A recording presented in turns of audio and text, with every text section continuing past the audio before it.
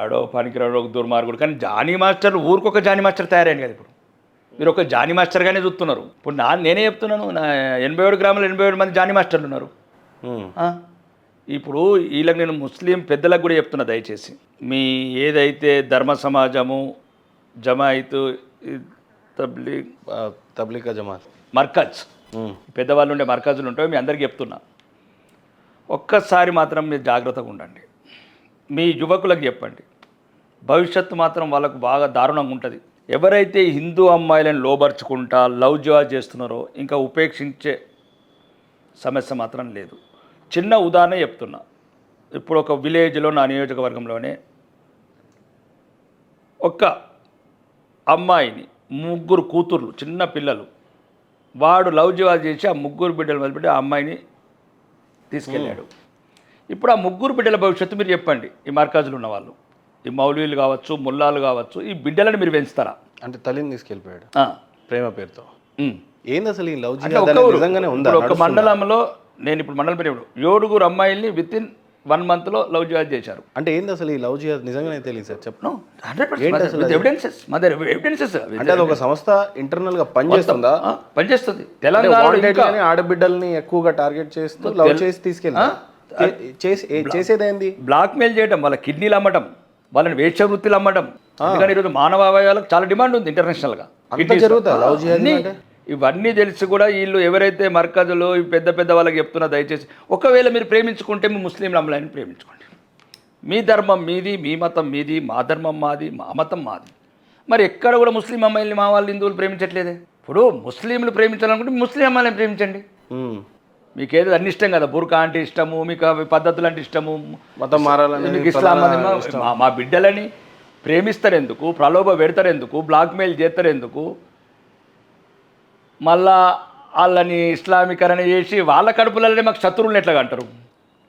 మా ఆడబిడ్డలను లొంగ తీసుకొని వాళ్ళ కడుపులల్లో మా శత్రువులను అంటారా మీరు? ఇదెక్కడ న్యాయం? ప్రేమిస్తే ఒకరు నరుపుతాడు, ప్రేమించకపోతే ఒకరు నరుపుతాడు, పెళ్లి చేసుకోకపోతే ఒకరు నరుపుతాడు, ఫ్రిడ్జ్లో పెట్టి వారం రోజులు శవాన్ని సంభోగం చేస్తాడు ఒకడు. ఇదా మీరు నీతి నియమాలు, నైతిక విలువలు నేర్పాల్సింది మీ జాతికి? చెప్పేవాడు లేడా?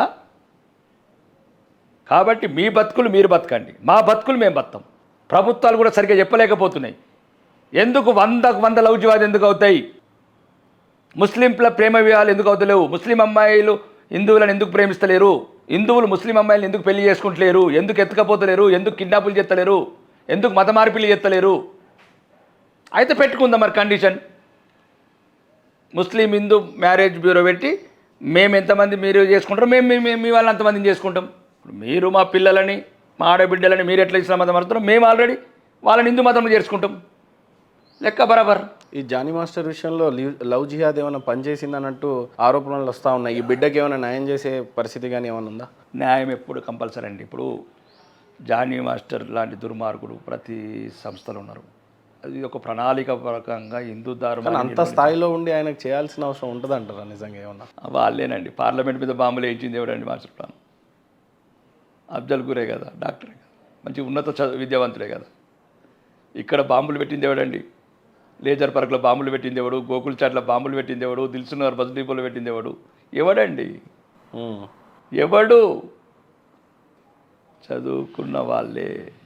కాబట్టి చదువుకు ఈ ఛాందసవాదానికి సంబంధం లేదు.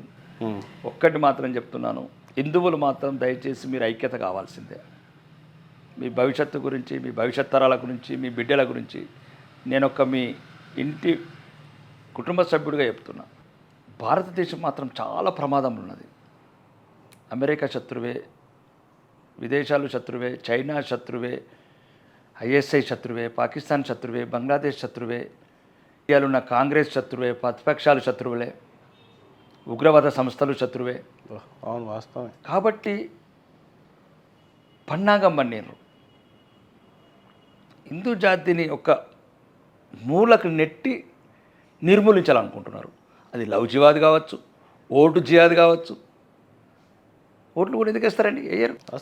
ఏం చేసినా వేయరు. గతంలో బీజేపీ ఏదిన్నా కృతజ్ఞత ఉండదు, ఏదిన్నా కృతజ్ఞత ఉండదు. గతంలో బీజేపీ ముస్లిం సోదరులను కోల్పోయింది. ముస్లిం సోదరుడు ఈరోజు బీజేపీకి అయితే ఓటేయడు. క్రిస్టియన్ సోదరులను కూడా కోల్పోయే పరిస్థితి వచ్చింది. చివరికి మతం మారుతున్న సోదరుడు కూడా బీజేపీని అసహించుకునే పరిస్థితి. వాడు అసహించుకోడండి.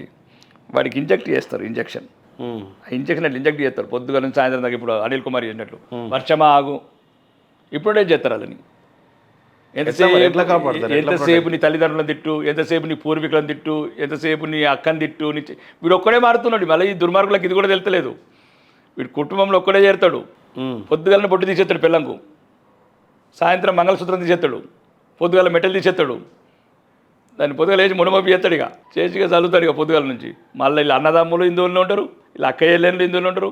మా వాళ్ళందరూ కందూరి అది ఏమంటారు దాన్ని ఎల్లమ్మ తల్లిని చేసుకుంటాం, ఇంకా పండుగలు అన్నీ చేసుకుంటాం, దసరా చేసుకుంటాం, అన్నీ చేసుకుంటాం, గమ్మత్ ఉంటాం. వీడు ఒక్కడే కొత్త బిచ్చగాడు పొద్దురిగడన్నట్టుగా పొద్దుగా లేచి అవుతాడు. ఇక కొత్త అధ్యాయం పాత అధ్యాయం అంటే ఆడ ఆఫ్రికాలో వీళ్ళంగా వస్తున్నారు, క్రిస్టియన్లంగా వస్తున్నారు. ఇక ఇప్పుడు వీళ్ళకి కూడా కొద్దిగా బుద్ధి తెచ్చుకోవాలా. కాబట్టి విద్వేషభావం విరమించుకోండి క్రైస్తవులు. ఎట్లయితే ఇప్పుడు ఈరోజు ప్రపంచంలో అమెరికా ప్రెసిడెంట్ కావచ్చు, లండన్ ప్రెసిడెంట్ కావచ్చు, యూరోపియన్ ప్రెసిడెంట్స్ కావచ్చు, నాయకులు కావచ్చు, పుతిన్ లాంటి ప్రపంచ నాయకులు కావచ్చు, ఎట్లయితే గౌరవనీయ ప్రధానమంత్రి గారిని గౌరవిస్తున్నారు, హిందూ ధర్మాన్ని గౌరవిస్తున్నారు, ముస్లిం రాజులు సౌదీ రాజు కావచ్చు, ఖత్తర్ రాజు కావచ్చు, దుబాయ్ రాజు కావచ్చు, గుళ్ళు కట్టి దీపావళి పండుగలు చేస్తున్నారు, గౌరవిస్తున్నారు. నిజం గౌరవిస్తున్నారు. అదే చెప్తున్నాను. మళ్ళీ మీకు అది పెద్ద వండర్ ఏంటంటే ఇప్పుడు వినాయక చవితి ఇప్పుడు మన వెస్ట్ బెంగాల్ ఇక్కడ కొన్ని హైదరాబాద్ దుర్ఘటనలు జరిగినాయి. వినాయకుడు చేతులు కొట్టడం, బీబీరు కొట్టడం, ఈ సన్నాసులకు తెలియట్లేదు. అదే ముస్లిం కంట్రీలలో హెలికాప్టర్లలో పూల వర్షం జరుపుతున్నారు వినాయక నిమజ్జనంకు. అసలు ఒక ఇస్లామిక్ కంట్రీలో శ్రీరాముడి ఆలయం మరి ఇక్కడ అయోధ్య కూడా లేనంత చాలా బాగుంది. దుబాయ్ అబుదాబిలో మహత్తరమైన గుడి అన్ని చోట్ల. ఇప్పుడు సౌదీ కింగ్ మహమ్మద్ సల్మాన్ కూడా ఏమంటాడంటే భారతదేశం మీద అభిప్రాయం అడిగినారు ఢిల్లీకి వచ్చినప్పుడు. ఎట్లుందంటే నా స్వంత దేశానికన్నా ఎక్కువ సెక్యూరిటీ ఫీల్ అవుతున్నా అన్నాడు. ఇక్కడ అమెరికానికి మాత్రం ఇది ఏదో కొడుతుంది, భద్రత లేదనిపిస్తుంది. సినిమాలు తీసేది భారతదేశంలో 125 కోట్ల మంది హిందువులు సినిమా చూడాలా, ఈ సన్నాసిది. మన దేశం నచ్చదు, హిందువులు నచ్చరు. కానీ మాత్రం మరి ఆఫ్రికాలో పోయి మూవీ తీసుకో, ఇప్పుడు పాకిస్తాన్ ఆఫ్ఘనిస్తాన్ తాలిబాన్ చూపిస్తారు సంగతి. ప్రతి ఒక్కడికి దేశం అంటే చులకనైంది, ధర్మం అంటే చులకనైంది. సాటి మధ్యలో మనుషుల మధ్యన వైషమ్యాలు పెట్టడము, కులతత్వాన్ని రెచ్చగొట్టడము, మతాల మధ్యన విషబీజాలు నాటడము, విషం పోయటము, ఇవన్నీ దేశాన్ని సమూలంగా అంటే ప్రపంచవ్యాప్తంగా ఎదుగుతున్న దేశము, ప్రపంచ అగ్రమాన్ని ఇప్పుడు ఎట్లయితే నరేంద్ర మోదీ గారి కలలు కొంటున్న ప్రయత్నం చేస్తున్న 2047 వరకు వికసిత్ భారత్, సురక్షిత్ భారత్, నంబర్ 1 భారత్ అని ఏ రకంగా అయితే తయారు చేయాలనుకుంటున్నారో ఇవన్నీ